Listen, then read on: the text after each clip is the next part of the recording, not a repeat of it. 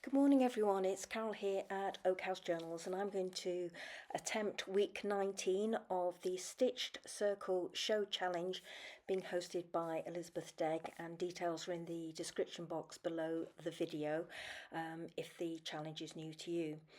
So going quickly through the Dogma rules, the first rule this week was to pick a piece of white or cream fabric as a background fabric. So I chose this piece of off-white heavy linen fabric and I just roughly tore it to the size that would fit on the page in the journal that I'm creating for this particular challenge.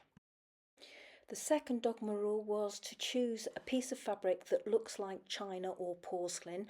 So I went with a portion of this piece of fabric. It's quite a lightweight cotton, but very pretty, very ornate. So my porcelain or china is obviously very contemporary. And once we've chosen our fabric, we were to trace and cut out a circle and then cut it up into pieces, as many pieces as we wanted, big, small or wonky or wonky. So here I've got my usual pot that I use as a template, and I've just drawn a circle onto that fabric, and that's what it looks like. And as always, I've used a Frixion marker pen to draw that outline, and that will heat erase in due course. I've also cut a portion of Bondaweb and I'm going to use that on the back of my piece of fabric.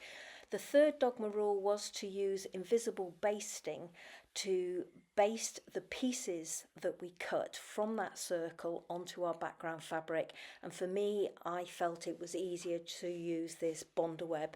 So here it is, ironed onto the back of the piece of fabric that I've chosen.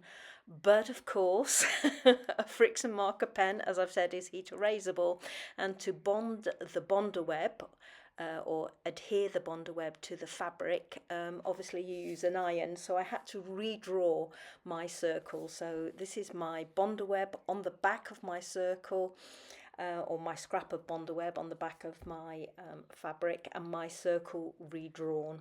So here I've cut out that circle and I'm just going to flip it over so that you can see what it looks like on the back with the Bondaweb in place.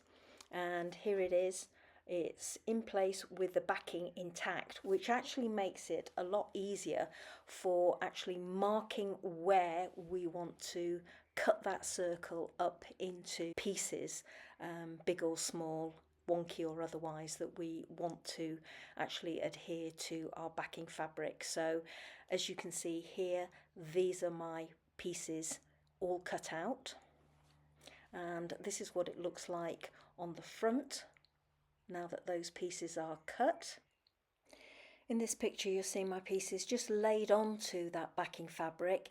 The backing paper is still on the Bondaweb, that needs peeling off, and then I just apply a hot iron and those pieces adhere to my backing fabric. This is the gold stranded cotton thread that I'm using, which is E3821, as you can see. I'm using all the strands to lie between those cracks, and I'll couch down in just a single strand of that thread. To hold the thread in place between the cracks, I've just put a slight dab of glue, as Lisbeth recommended, and as you can see I've gone on to add a few more of my strands. And in this shot you can see all my pieces of thread have been laid in place.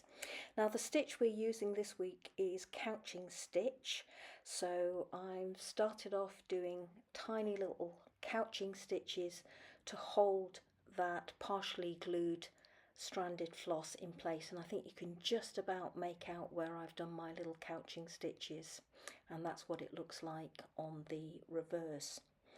The thread colour that we were supposed to use this week was gold or something similar to gold for both the couching thread and for the couching, so as you can see I've done that.